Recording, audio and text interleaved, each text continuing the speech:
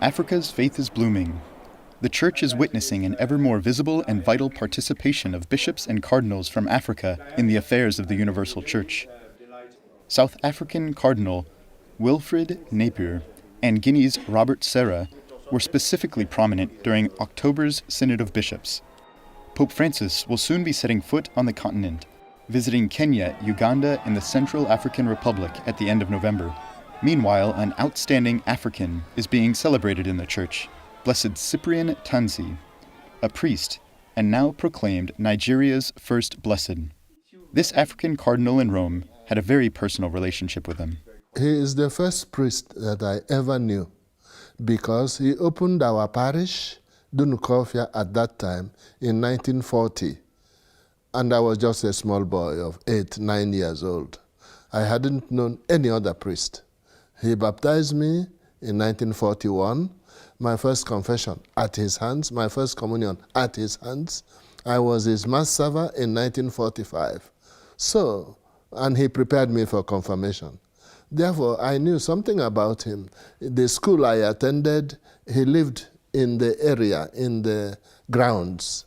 So he figured very much in my life.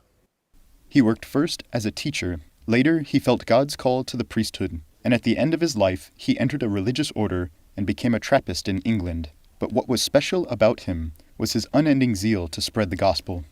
They were real sermons like John the Baptist. Then he was very zealous. He would hear confessions for long hours. You imagine that area which he had as parish priest, single-handed, without assistant priest. I counted last year, 2014, and there are 63 priests in that area now, which he had as one parish. It is now 25 parishes. And he ran it with a push bicycle and a motorcycle second-hand, which broke down often. He was very devoted for the spiritual good of the people. He trekked long distances. His cook had very little work because he ate very simple things. And there was only real decent food when there was a visitor. And he prayed. And he was very, very attentive to teaching the children. For the Church in any nation, it is important to have local saints as witnesses that the faith has been enculturated in a true fashion.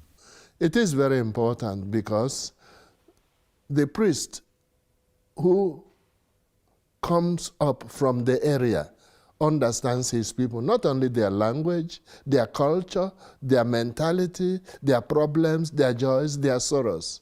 And Father Cyprian Tansi, indeed, his baptism name was Michael, but after 13 years as diocesan priest, he went to England and became a Trappist, and he took the name Cyprian. So he is now called Cyprian Michael Tansi. The problem the Blessed Missionary faced was the tension between local traditions and the Catholic faith. He managed to enculturate the faith by connecting the natural truths of people's reality to Christian concepts.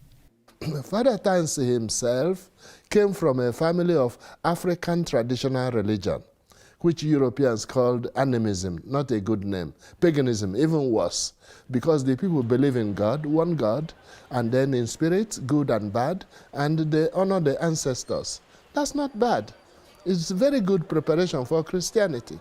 And it showed why they took on to the Christian religion, especially the sacrifice of the Mass. Very strong idea in their religion. Sacrifice, priesthood, sacredness, God supreme. We must honor the supernatural world which we cannot see, the sense of the sacred. So all that was excellent, but there were also negative elements.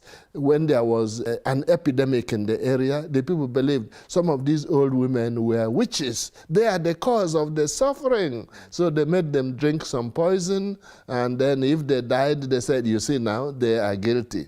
So in that way, so that didn't orient Father Tansi in favor of local customs. Cardinal Arinze hopes for further miracles so that Cyprian Tansi can be called a saint soon. Regarding Pope Francis's trip to Africa, the cardinal said that he would bring encouragement and hope to the people, as he represents the Church as a whole. When I heard of it, it brought me joy. And it is thanks to the Holy Father that he is ready to visit these 3 countries. Possible hopes. The Holy Father encourages the local church. He encourages the bishops, the priests, the religious, the lay faithful, who are in any case 99% of the church. They see the church near them. As when John Paul II visited Nigeria in 1982, one priest said, "We are the center of the church today in the whole world, in this town for 6 hours."